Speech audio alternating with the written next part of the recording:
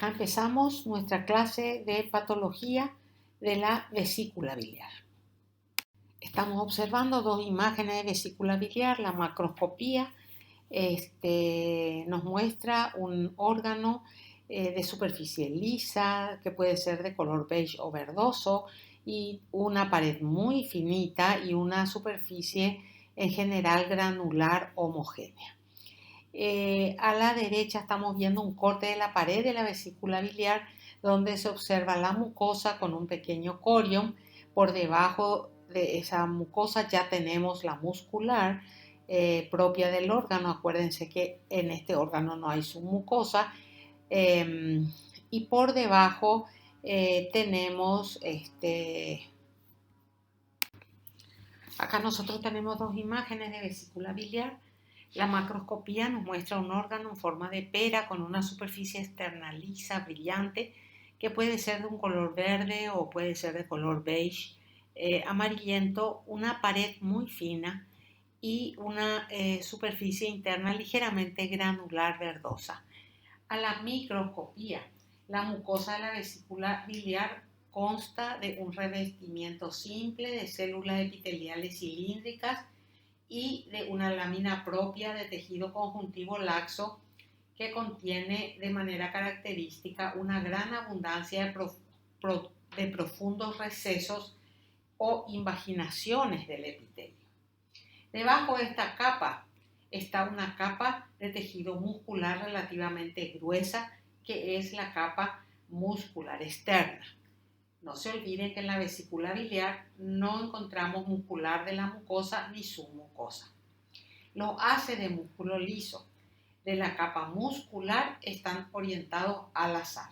Y por fuera de la capa muscular tenemos una adventicia que tiene tejido adiposo y vasos sanguíneos. La porción de la vesícula biliar que no está adherida al hígado tiene una serosa típica en lugar de la adventicia. Vamos a empezar a describir la patología de la vesícula biliar con la colelitiasis. Más del 95% de la enfermedad de la vía biliar está relacionada a la colelitiasis o cálculos biliares. Los cálculos afectan 10 a 20% de la población mundial y la mayor parte de ellos son silentes y los pacientes no presentan síntomas ni complicaciones por mucho tiempo.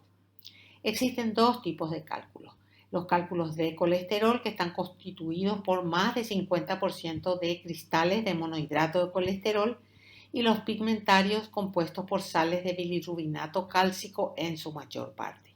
La imagen de abajo nos muestra una vesícula biliar abierta y en su interior la presencia de cálculos polifacetados de colesterol. Y acá tenemos un esquema de los tipos de cálculo, los dos grandes tipos de colesterol y los pigmentarios. Los de colesterol pueden ser solamente de colesterol o pueden ser cálculos mixtos de colesterol, donde el colesterol es el 50% o más, pero aparte tienen calcio, bilirrubina, proteínas, carbonato y fosfato. En cambio, los cálculos pigmentarios pueden ser negros o marrones. Los negros están constituidos por bilirrubina, carbonato, fosfato, calcio, proteínas y se encuentran preferentemente en la vesícula. En cambio, los marrones constituidos por bilirrubinato cálcico, ácido palmítico y ácido esteárico se encuentran más frecuentemente en las vías biliares. ¿Cuáles son los factores de riesgo asociados a la aparición de cálculos? En primer lugar, la edad y sexo. Individuos de mediana edad o ancianos y de prevalencia mujeres. ¿Cuáles son los factores ambientales? Exposición a estrógenos. Aumenta la expresión de receptores de lipoproteínas hepáticas y estimula la actividad de la HMG-CoA reductasa hepática, lo que lleva a un aumento de la captación de colesterol y por supuesto de su síntesis. El resultado neto es una secreción biliar que tiene exceso de colesterol. Después existen trastornos adquiridos. La estasis vascular de origen neurógeno u hormonal genera un entorno favorable para la formación de cálculos. Y después existen factores hereditarios. Los genes que codifican las proteínas hepatocitarias responsables del transporte de lípidos biliares se asocian a la formación de cálculos. Variaciones del gen ABCG8 codificador del transportador de esteroles se asocia a un aumento del riesgo de la aparición de cálculos de colesterol. Y acá tenemos una tabla donde están listados los factores de riesgo de litiasis biliar. Por ejemplo, la litiasis o piedras de colesterol, donde se observa más frecuentemente en personas procedentes del norte de Europa, norte y sur de América, nativos americanos o mexicanos americanos, edad avanzada, hormonas sexuales femeninas, sexo femenino, el uso de anticonceptivos orales y el embarazo, obesidad y síndrome metabólico, reducción de peso rápida, estasis de la vesícula biliar, trastornos congénitos del metabolismo de los ácidos biliares y síndromes de hiperlipidemia. Y después están los cálculos pigmentados o piedras pigmentadas, donde se ve en los asiáticos más que en los occidentales, área rural más que urbana, y se asocia a síndromes hemolíticos crónicos, infección biliar, trastornos digestivos como enfermedad ileal, por ejemplo la enfermedad de Crohn, resección o derivación ileal, fibrosis quística con insuficiencia pancreática. Hay 4 procesos básicos que van a contribuir a la formación de cálculos de colesterol. ¿Cuáles son?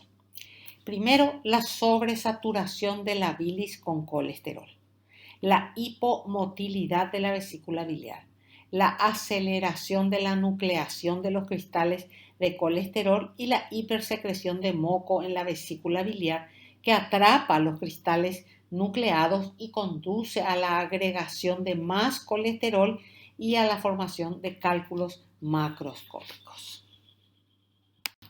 El colesterol es insoluble en agua.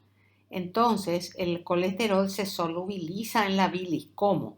Por la agregación de sales biliares hidrosolubles y lecitinas no hidrosolubles, formando unas vesículas denominadas micelas mixtas.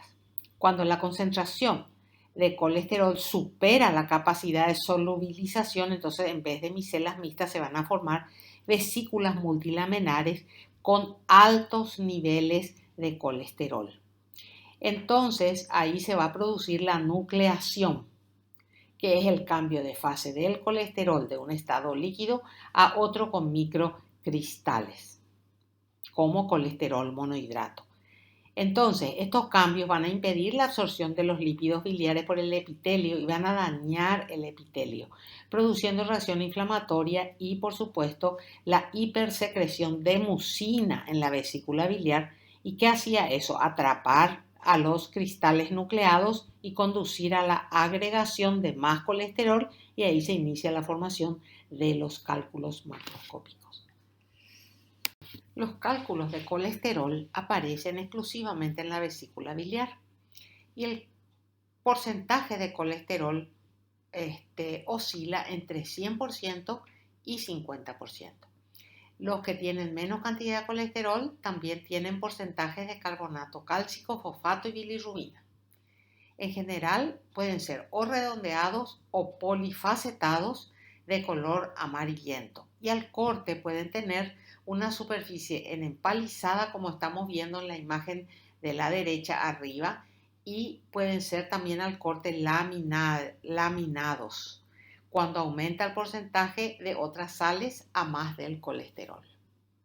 Los cálculos pigmentarios están constituidos por mezclas complejas de bilirrubinato de calcio, de bilirrubina no conjugada insoluble junto a sales de calcio inorgánico. Se asocia a trastornos con aumento de las concentraciones de bilirrubina no conjugada en la bilis, como la anemia hemolítica, la disfunción ileal grave, la derivación ileal y también la contaminación bacteriana de la vía biliar por Escherichia coli, Ascaris lumbricoides, etc. ¿Qué pasa cuando hay contaminación bacteriana? Hay liberación de beta-glucuronidasas microbianas que hidrolizan los glucurónidos de bilirrubina. Los cálculos pigmentarios pueden ser negros y pardos.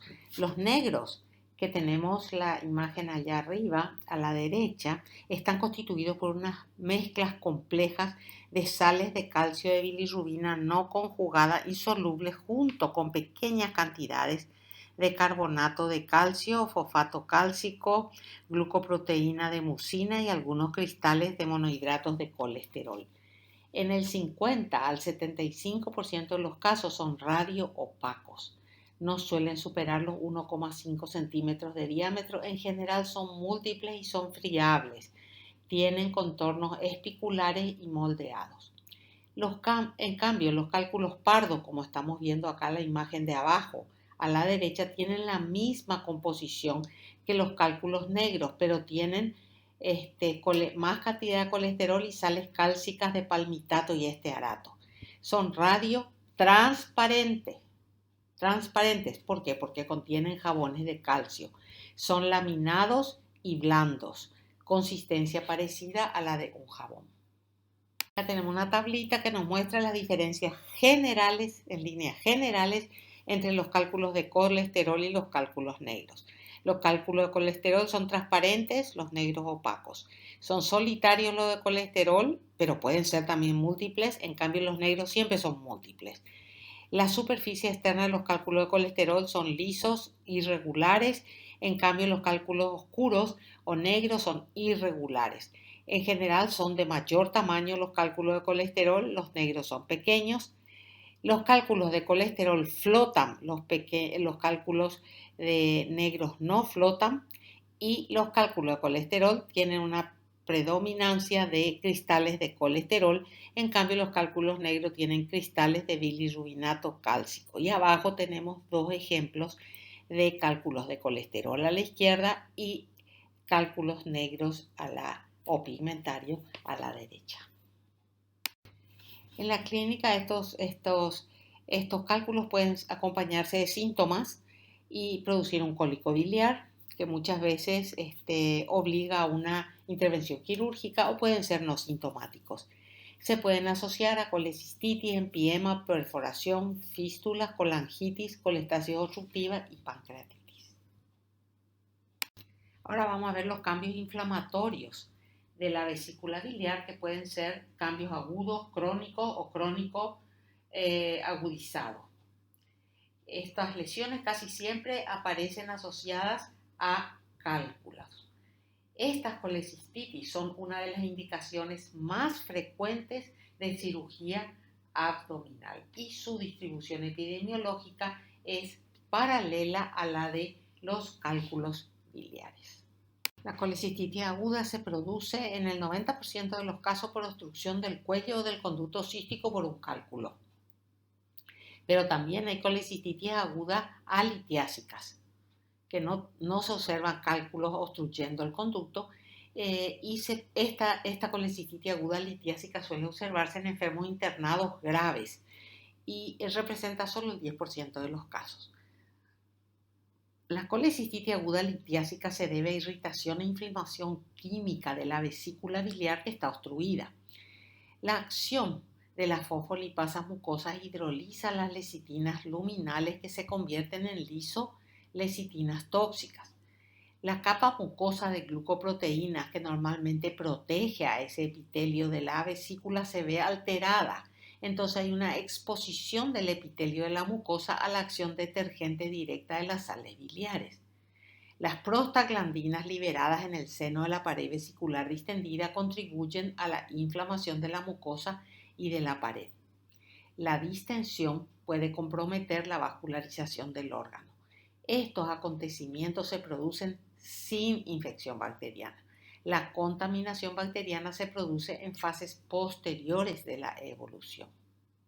La colecistitis aguda alitiásica se cree que está relacionada con la isquemia. Se presenta con inflamación y edema, incluso focos hemorrágicos en la pared, lo cual dificulta mucho el flujo de sangre. Hay éstasis vesicular con acumulación de microcristales de colesterol, barro biliar, bilis viscosa y acumulación de moco que pueden llegar a obstruir el conducto cístico sin la presencia de cálculos. Afecta principalmente a pacientes hospitalizados que tienen sepsis con hipotensión, e insuficiencia multiorgánica, inmunodeprimidos, traumatismos mayores y quemaduras, pacientes diabéticos. Fíjense ustedes, abajo tenemos 3 imágenes. La de la izquierda, una colecistitis aguda, litiásica. Se ven 2 cálculos y se ve una pared edematosa, congestionada, incluso focalmente hemorrágica. Y las otras 2 imágenes corresponden a colecistitis agudas no calculosas, que tienen las mismas características, pero que no presentan cálculos en la luz.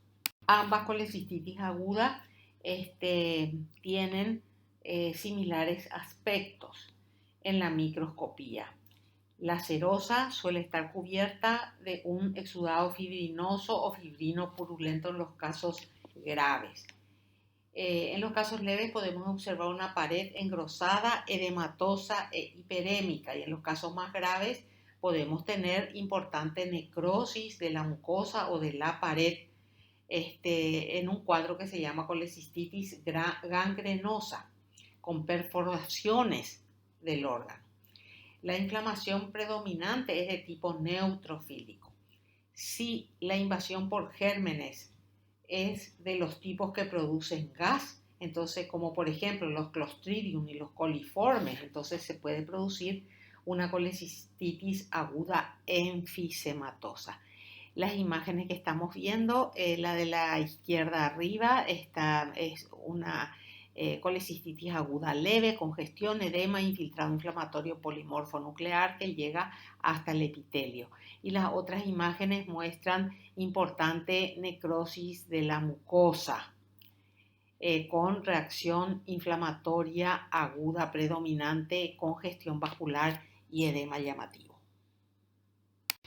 La colecistitis crónica es una secuela de brotes repetidos de colecistitis aguda, aunque en muchos casos debuta sin estos antecedentes. Más del 90% se asocia a colelitiasis. Esta colecistitis crónica, al igual que las agudas, pueden ser litiásicas y alitiásicas. Parece que la sobresaturación de bilis predispone a la inflamación crónica en ambos casos, tanto en las litiásicas como en las alitiásicas, y en la mayoría de los pacientes. Se consigue cultivar gérmenes en la bilis como el Escherichia coli y enterococos en 1/3 de los casos aproximadamente. La obstrucción del flujo de salida a nivel cístico no es un requisito para su aparición. Los síntomas biliares aparecen tras coexistencia a largo plazo de cálculos e inflamación de baja intensidad. A la macroscopía los cambios son muy variables y a veces son mínimos. Empezando por afuera, solemos tener una serosa lisa y brillante, aunque podemos verla opaca porque hay fibrosis debajo de la serosa. Pueden haber adherencias fibrosas densas, ¿verdad? Y después al corte encontramos una pared que está muy engrosada, de pocos milímetros hasta 1 centímetro de espesor, por ejemplo, de color blanco grisáceo. Y en la luz se pueden observar cálculos y bilis mucoide verde amarillenta. Las 2 imágenes de abajo nos muestran casos de colecistitis crónica calculosa. En la microscopía, ¿qué es lo que vamos a ver? Un infiltrado inflamatorio mononuclear predominantemente, como vemos en la imagen del medio. Después vamos a encontrar fibrosis subepitelial y subserosa, hipertrofia de la capa muscular, eso estamos viendo muy bien en la imagen de la izquierda. Y además vamos a encontrar profundización de los senos de Rokitansky-Aschoff, eso se está viendo en la imagen de la derecha. En casos poco frecuentes aparece otro aspecto macroscópico donde se halla mucha fibrosis y una extensa calcificación distrófica en el seno de la pared vesicular. Es una vesícula firme, pétrea, se llama vesícula en porcelana. Acá tenemos ejemplos de lo que son las vesículas en porcelana. ¿Por qué es importante esto? Porque va asociada a un marcado aumento de incidencia de cáncer de vesícula. Hay una colecistitis que se llama colecistitis santogranulomatosa, donde vemos un marcado engrosamiento de la pared con inflamación asociada a focos de necrosis. Se produce por la ruptura de esos senos de Rokitansky-Ashov en la pared de la vesícula, y eso es seguido por acumulación de macrófagos que van ingiriendo los fosfolípidos biliares, ¿verdad? Los macrófagos tienen un aspecto espumoso y se denominan células xantomatosas. Por eso es que la colecistitis se llama colecistitis xantogranulomatosa. A la derecha, abajo tenemos una colecistitis xantogranulomatosa. Fíjense el enorme engrosamiento de la pared con focos necróticos.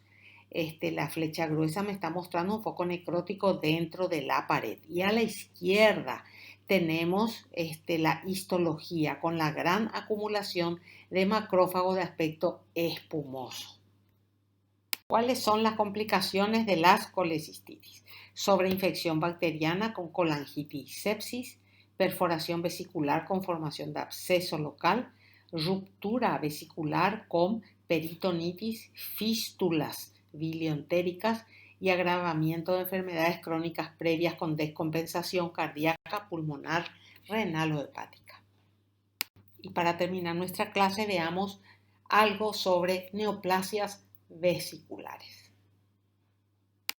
El carcinoma de la vesícula biliar es el tumor maligno más frecuente de la vía biliar extrahepática.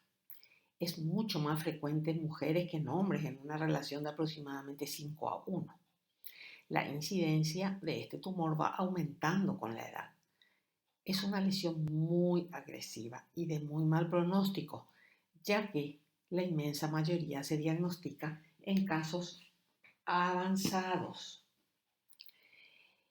Los factores de riesgo, por supuesto, la calculosis, que es el factor más importante, y también las infecciones bacterianas o parasitarias del órgano. Acá yo les traje un cuadrito de la patogénesis escalonada del cáncer de vesícula desde las lesiones de riesgo que estuvimos viendo, la calculosis y los procesos inflamatorios, al carcinoma invasivo. Yendo de la izquierda a la derecha encontramos la mucosa normal de la vesícula biliar. Después, en los procesos inflamatorios secundarios a la presencia de litiasis, encontramos en las células mutaciones del P53, mutaciones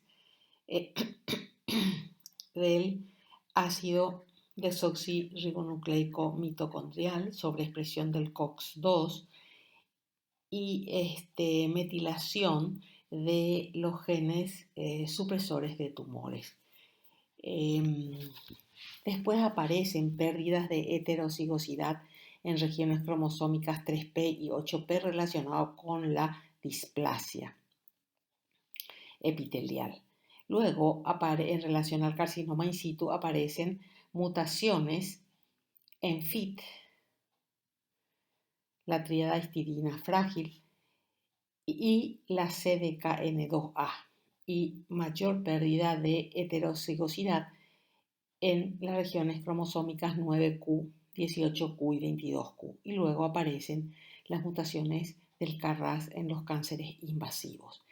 Es interesante ver también en la parte superior de la imagen estos cambios en relación a la edad. A medida que avanza la edad, aumentan las alteraciones y la malignidad de la lesión. Los tumores malignos de la vesícula a la macroscopía pueden presentarse como infiltrantes o como exofíticos. El infiltrante es la variedad macroscópica más frecuente y se presenta como una zona poco definida de engrosamiento e enduración difusa de la pared. Fíjense en la imagen de abajo a la izquierda. Esto se puede acompañar de ulceraciones profundas que pueden causar una penetración directa en el hígado o la formación de fístulas con las vísceras adyacentes hacia donde está creciendo esa neoplasia. Estos tumores suelen ser muy firmes, escirrosos.